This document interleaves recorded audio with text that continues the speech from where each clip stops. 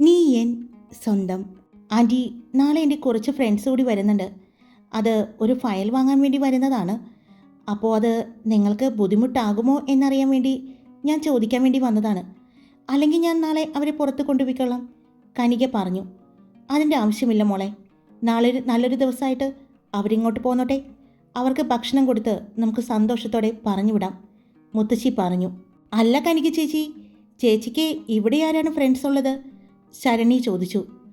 ശ്രീദേവ്, നീ അറിയും പ്രശസ്ത ബിസിനസ്മാൻ സഞ്ജീവ് പ്രഭാകറിനെ കുറിച്ച്. അദ്ദേഹത്തിൻ്റെ അനിയൻ സായുജ് പ്രഭാകറുമാണ് വരുന്നത്.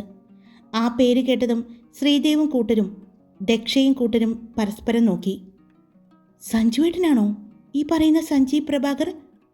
അങ്ങനെയാണെങ്കിൽ ഇവളുമായിട്ട് എങ്ങനെയായിരിക്കും സഞ്ജീവേട്ടൻ്റെ പരിചയം? ശ്രീകുട്ടി ചോദിച്ചു. എൻ്റെ പൊന്നു മോളെ, നീ സഞ്ജു എന്നൊക്കെ വിളിക്കുമ്പോൾ എനിക്ക് മറ്റെന്തൊക്കെയാണ് തോന്നുന്നത്. അടുത്തിരുന്നു കൊണ്ട് ഭാനു പതിയെ പറഞ്ഞു. അനാവശ്യം പറഞ്ഞ മൂക്കിടിച്ച് പരത്തും ഞാൻ നിൻ്റെ, ശ്രീകുട്ടി പറഞ്ഞു. അപ്പോൾ അവൻ അന്വേഷിച്ച് ഇങ്ങോട്ട് വരികയാണ് അല്ലേ ശ്രീദേവ്? റോയ് ചോദിച്ചു. ഈ സ്റ്റോറിയുടെ മുഴുവൻ ഭാഗങ്ങളും വൈകിട്ട് 7 മണിക്ക് ദൃശ്യം 2024 വ്ലോഗിൽ.